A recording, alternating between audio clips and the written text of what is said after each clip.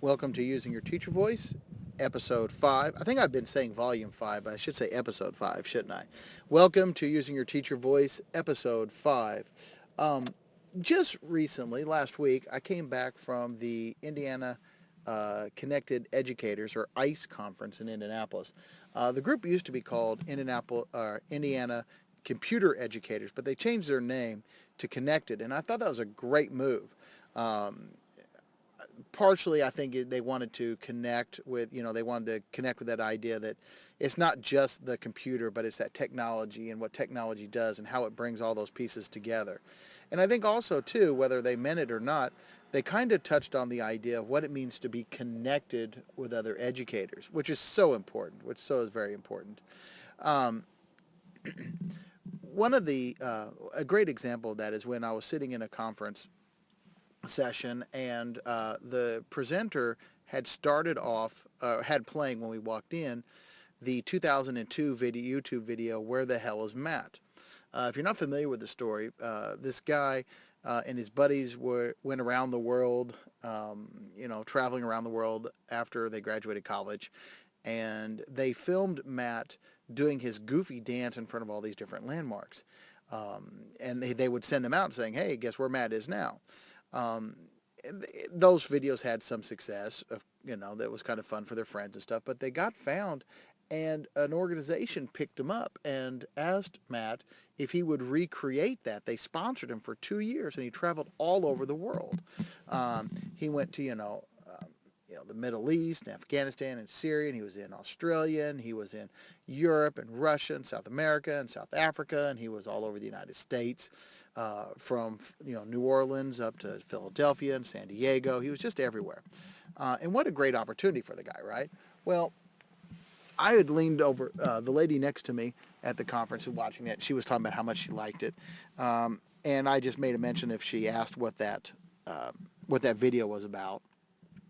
She was not familiar with it. I've shown it several times to my students, and I used it at conferences before, mainly as a conversation piece and just to kind of break the ice.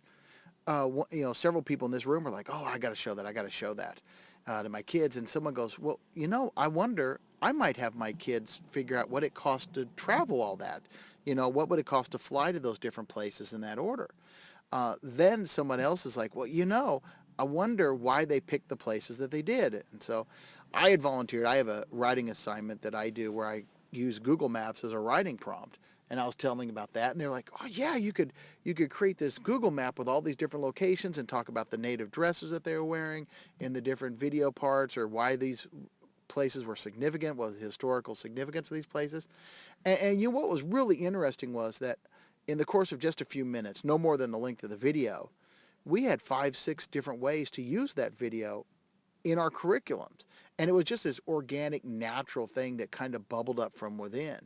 And I think it's indicative of what educators do.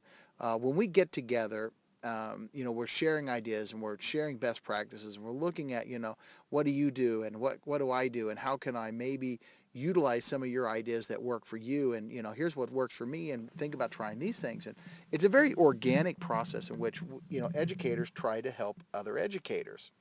And I think that's great because that doesn't happen in other professions. If bankers get together at conferences, they hire experts to come in and talk about how to do things. And that doesn't always happen. That doesn't always happen, from within. They bring these outside people. But educators, that's all we do. We always just look to each other, and we gain ideas from each other. And I think that's so important. At our conference, the Indiana eLearn Thursday night Twitter chat, we did it as a live tweet up. And what was really cool about that was that several of us had never met each other before, in real life or face to face. We knew each other virtually, but we hadn't met each other in real space. So that was kind of cool, and to connect in that way as well. And we were having the Twitter chat, with the people there together there that night in the tweet up. And there were other people that, didn't join us for the tweet up, but they were at the conference. There were people that didn't get to come to the conference. They were at their homes or wherever. And we just were kind of reaching out.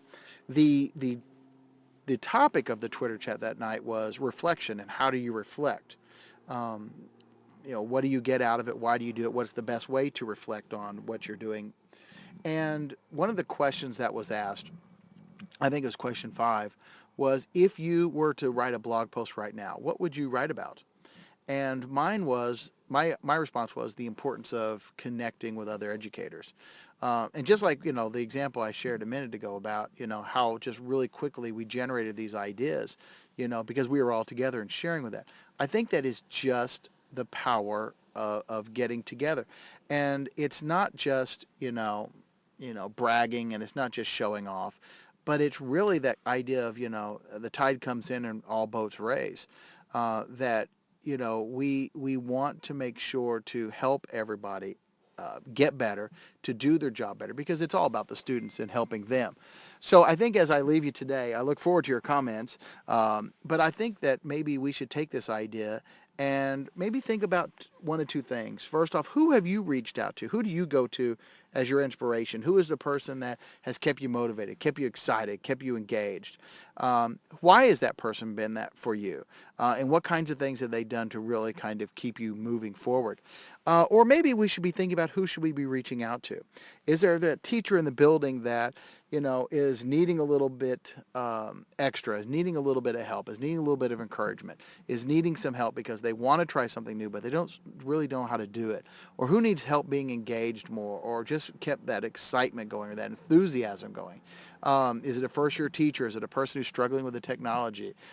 Who is it that we could be an inspiration for? I look forward to your comments. Look for you next time.